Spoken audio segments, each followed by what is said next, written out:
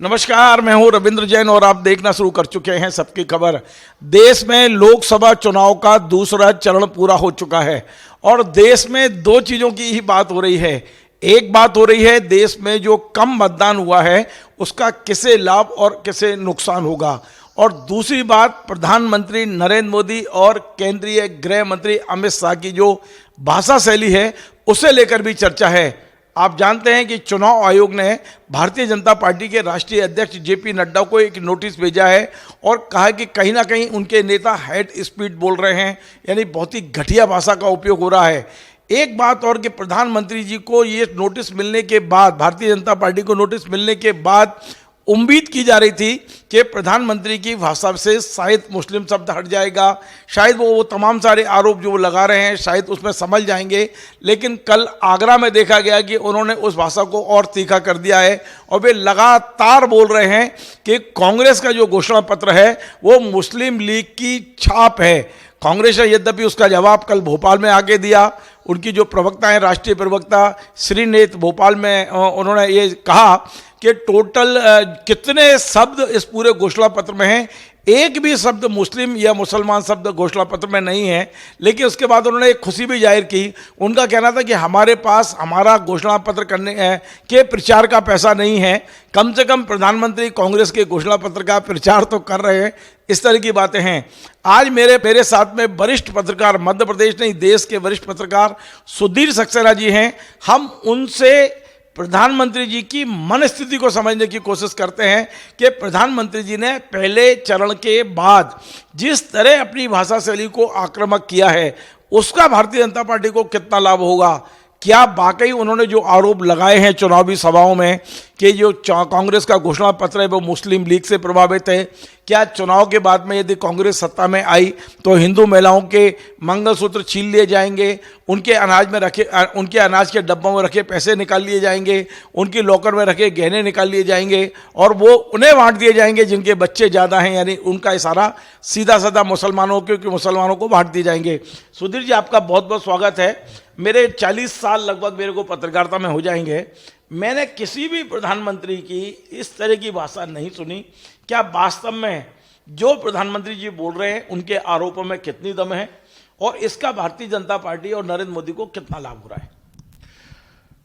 देखिए रविंद्र जी, यह चुनाव सन 24 इस महादेश के लिए बड़ा मायने रखते हैं और ये इस देश की दशा से अधिक दिशा को निर्धारित करेंगे।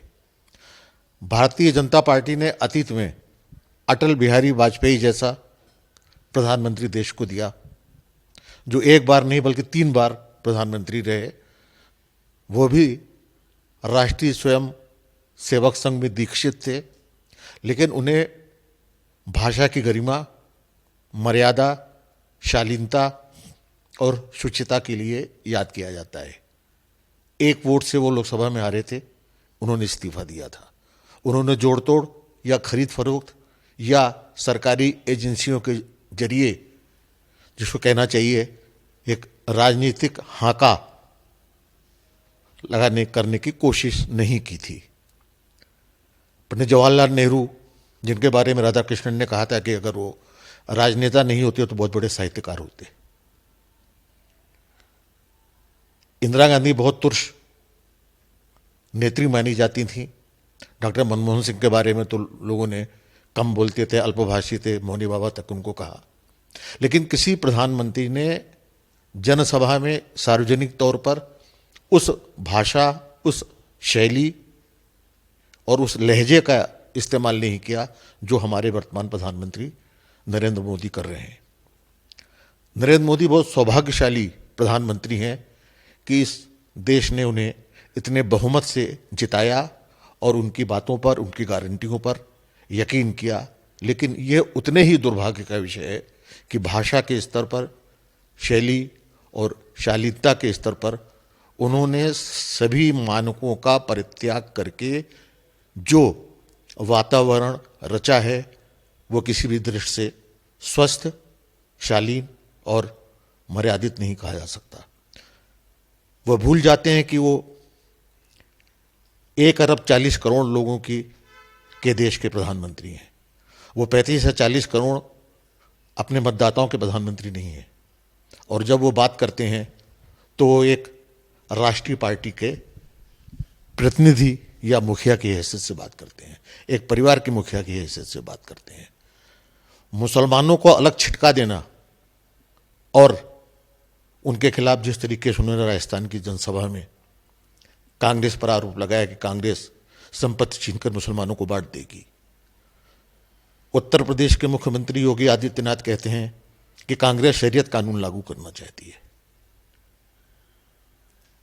हैदराबाद में इनका प्रतिनिधि गोशा महल का उम्मीदवार राजा सिंह कहता है कि हमको मुसलमानों के वोट नहीं चाहिए।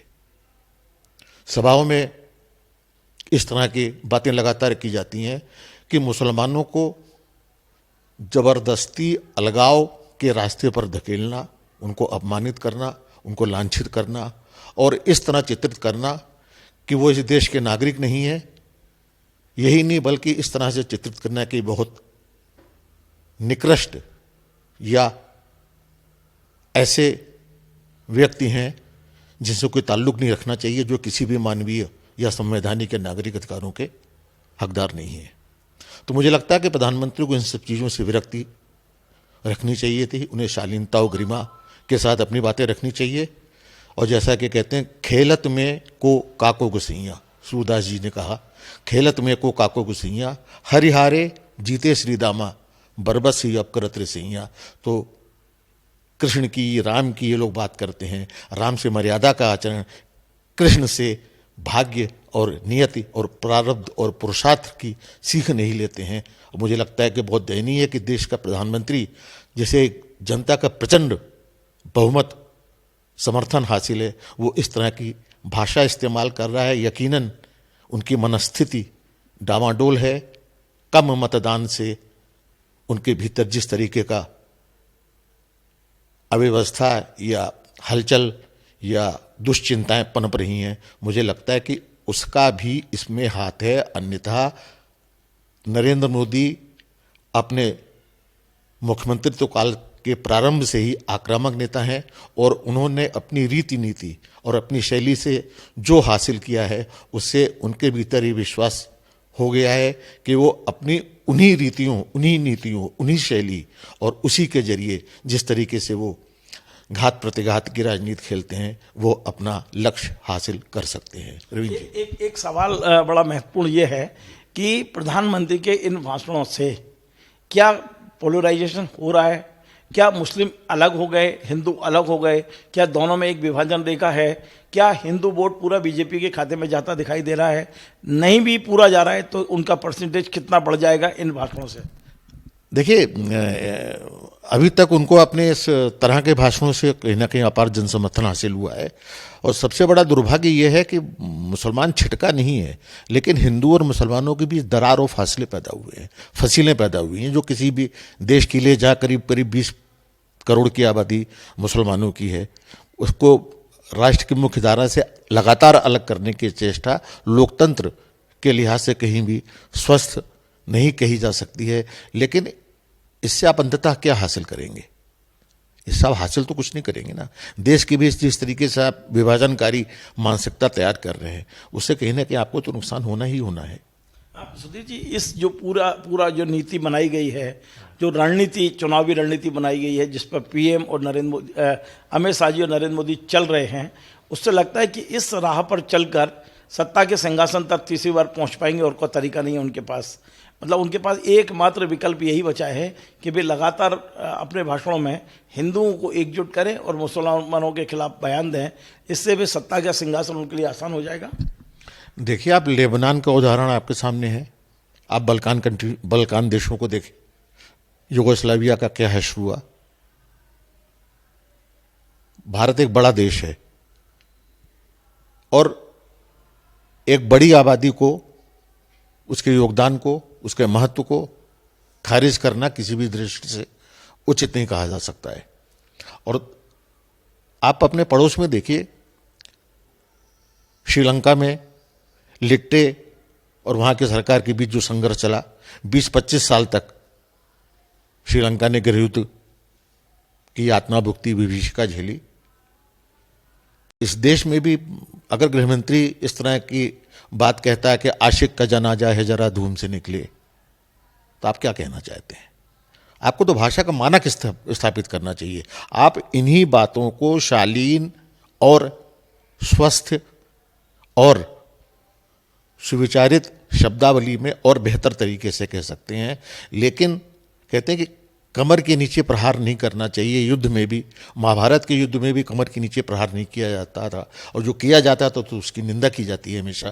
तो आप लगातार कट के नीचे प्रहार कर रहे हैं, आप भाषा में बधेस कर रहे हैं, आप हिंदुओं मुसलमानों को बिल्कुल अलग कर देना चाहते हैं। आप एक दूसरे गृहयुद्ध, दूसरे विभाजन या किसी तरह की गृह युद्ध की मनस्थिति तैयार कर रहे हैं। आप हिंदुओं को फैनेटिक बनाना चाहते हैं, हिंदुओं को उग्र बनाना चाहते हैं, हिंदुओं को मानवीय, उदार या जिस तरह से वो समावेशी चरित्र का है वैसे नहीं रहना देना चाहते। सबसे बड़ा खतरा देश के सामने यही है। नेताओं की स्थिति क्या है? आप राजनाथ सिंह को देखें, आप नितिन गडकरी को देखें, आप वसुंधरा राजे सिंधिया को देखें, आप अन्य कहीं के भी नेताओं को देखें, तो दो पार्टियों ने अपने कंधों पर पूरी पार्टी उठा रखी है। और कोई ताज्जुब नहीं कि अगर भारतीय जनता पार्टी चुनाव में पराजित होती है तो मोदी और शाह मुक्त भारतीय जनता पार्टी का नारा परिदृश्य में गूंजे।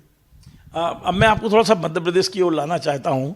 मध्य प्रदेश में भारतीय जनता पार्टी ने मिशन 29 नाम दिया है कि मिशन 29, यानी कि मध्य प्रदेश की पूरी 29 सीटें जीतनी हैं इनको।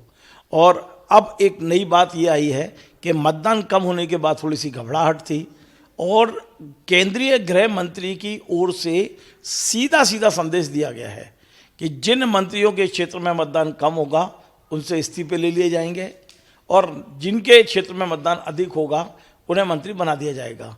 क्या किसी सरकार में मंत्री पद के लिए ये मापदंड उचित हैं जैसा बीजेपी ने संदेश भेजा है? देखिए, जब परिस्थितियां मनोनुकूल नहीं होती हैं तो आदमी सारे हथकंडे अपनाता है। मध्य प्रदेश में 29 सीटों पर पिछला रिकॉर्ड भारतीय जनता पार्टी का बहुत अच्छा रहा है। 29 में से 28 सीटें जीतना। सिर्फ छिंदवाड़ा की सीट कांग्रेस बचा पाई थी, वो उनकी दुखती रह गए। लेकिन जिस तरह की कहा जा रहा था कि इस बार हम मिशन 29 के तहत 29 की 29 सीटें जीतेंगे, मुझे नहीं लगता है कि आसार वैसे हैं। कुछ नहीं तो कम से कम आधा दर्जन सीटों पर पेंच फंसा हुआ है। इसमें मुरैना की सीट भी है, बालाघाट की सीट भी है, आपके झाबुआ की सीट है, छिंदवाड़ा की सीट तो निश्चित ही है। वहाँ तमाम साम दाम दंडभेद के बावजूद भारतीय जनता पार्टी के लिए वाकओवर नहीं है। तो इस लगभग आधा दर्जन सीटें ऐसी हैं जहाँ पर कांग्रेस विजय की पताका लहरा सकती है। तो बहुत तकलीफ में है भारतीय जनता पार्टी के। अगर यहाँ पर हम मिशन 29 पूरा नहीं हुआ, दक्षिण की 130 सीटों में इनकी हालत ख़राब है। रेवंत रेड्डी और डी शिव कुमार दोनों का ये कहना है कि अधिकतम अगर भारतीय जनता पार्टी यहाँ जीतेगी तो 15-20 अधिक सीटें नहीं जीत पाएगी पूरे 130 में से। जबकि इससे अधिक सीटें, 25 सीटें अकेले कर्नाटक में भारतीय जनता पार्टी ने पिछले चुनाव में जीती थी, और उसके पहले के 3 चुनाव में 17-18 सीटें भारतीय जनता पार्टी जीतती रही है। तो अगर यहाँ भी सीटें, राजस्थान में आप देखिए, राजस्थान में कहा जा रहा है कि 25 में 25 नहीं जीत रहे इस बार, 5 सीटें आप हार सकते हैं। हम ये नहीं कह रहे कि कांग्रेस का पुनरुद्भव हो गया है और वो 50-50 की स्थिति में आ गई है, लेकिन हर जगह अगर 5-5, 7-7 सीटें भारतीय जनता पार्टी की कम होती हैं, दक्षिण भारत में वो अधिकतम 20 सीटें हासिल करती है, तो क्या स्थिति बनेगी? तो इन सारी चीज़ों का असर भारतीय जनता पार्टी के शिखर नेतृत्व को, कार्यकर्ताओं को और अन्य लोगों का है। इसीलिए ये जो सारी कवायद हो रही है, ये सारी जो हथकंडे अपनाए जा रहे हैं, ये जो भाषा में हम बदेश देख रहे हैं, हम जो आक्रामक और अभद्र, जिसको अभद्र शैली भी कहना चाहिए, वो देख रहे हैं, ये सब उसी की परिणति है। हाँ सुधीर जी, एक बहुत महत्वपूर्ण सवाल ये है, मैं फिर से आपको मध्य प्रदेश ला रहा हूँ। मध्य प्रदेश में पहले चरण में 7% मतदान कम हुआ, जिस पर चिंता व्यक्त की गई, मीटिंगें हुई, चिंतन हुई, चिंता हुई, सब कुछ हुआ। लेकिन दूसरे चरण में 9% हो गया और कम हो गया, उसको संभाल नहीं पाए। इसका नुकसान आपको किसका दिख रहा है? कांग्रेस नुकसान में रहेगी या बीजेपी में? मध्य प्रदेश के संदर्भ में बात कर रहा हूँ। देखिए, हमेशा अधिक मतदान से लाभ उनको होता है जो सत्ता में होते हैं, और इस बार भारतीय जनता पार्टी जो काडर बेस पार्टी मानी जाती है, उसका सीधा सीधा असर कम मतदान का यही होगा कि कहीं ना कहीं भारतीय जनता पार्टी को नुकसान होगा। इसके संदर्भ में आप एक बात याद रखिए, राष्ट्रीय स्वयंसेवक संघ के संचालक मोहन भागवत ने घोषणा की है कि हम 1925 के बाद अब जो 2025 में शताब्दी समारोह आरएसएस का होगा उसको नहीं मनाया जाएगा। एक दूसरा, 10 सालों में मोदी का एक बार भी नागपुर न जाना, भागवत जी से उनकी अभी 19 अप्रैल को गए थे, नहीं 19 अप्रैल को गए, उन्होंने रात्रि विश्राम किया वहाँ पर। गडकरी उनसे मिलने नहीं आए, वो वहाँ किन्नर नेताओं से मिले। 140 किन्नर नागपुर में है, उसका जो मुखिया था उससे मिले। लेकिन भागवत की और इनकी मुझे नहीं लगता है, या मुझे कोई सूचना नहीं है कोई अलग से बैठक हुई हो। तो मुझे लगता है कि कहीं ना कहीं आरएसएस के सर्वोच्च नेतृत्व और मोदी के बीच भी फासला है, फासला गडकरी और मोदी के बीच में है। मोदी और शाह को छोड़ दें तो देगची में जो खिचड़ी पक रही है, अगर नतीजे भारतीय जनता पार्टी के पक्ष में नहीं आते हैं तो उस देगची में क्या पका है ये आपको देखने को मिलेगा। एक आखिरी प्रश्न जी, वो जो मैंने सबसे पहला भी किया था, भूमिका में भी किया था, और वो था विशुद्ध रूप से मैं केवल एक साइकोलॉजिकल सवाल है मेरा। इस समय यार नरेंद्र मोदी जी को अपनी आंखों में फोकस करके सिर्फ जवाब दीजिए कि उनकी मन स्थिति क्या है, उनके मन में क्या चल रहा है। एज ए पत्रकार आप क्या भांप रहे हो उनके आव भाव, उनके चेहरे, उनके शब्द और जो कुछ माहौल इस समय पूरे देश में बन गया है, तो मोदी जी की मन स्थिति पर मैं जानना चाहता हूं। एज ए पत्रकार आपको क्या लगता है कि क्या चल रहा है उनके मन में? देखिए, नरेंद्र मोदी इस वक्त बहुत हड़बड़ी में हैं, दुश्चिंताओं में डूबे हुए हैं, और ये इनके प्रकार किसी भी तरह से वो सत्ता हासिल करना चाहते हैं, भले ही उसके लिए उनको कोई भी तरीका अख्तियार क्यों न करना पड़े। जिसे कहते हैं कि जीत का स्वाद उनकी जीभ से लग चुका है, वो किसी भी तरह से संभावित या जिसे कहें कि हार की आशंका को पचा नहीं पा रहे हैं। सुधीर जी 74 साल की उम्र में कभी हार नहीं माने आज तक। देखिए, एक प्रकृति के न्याय अपना होता है, नेचर ऑफ लव होता है कि जो उठता है वो गिरता है, जो जीतता है वो कभी न कभी हारता है। कोई हमेशा के लिए विजयी होने के लिए दुनिया में नहीं आया है। मोदी को प्रकृति के न्याय पर भरोसा करना चाहिए।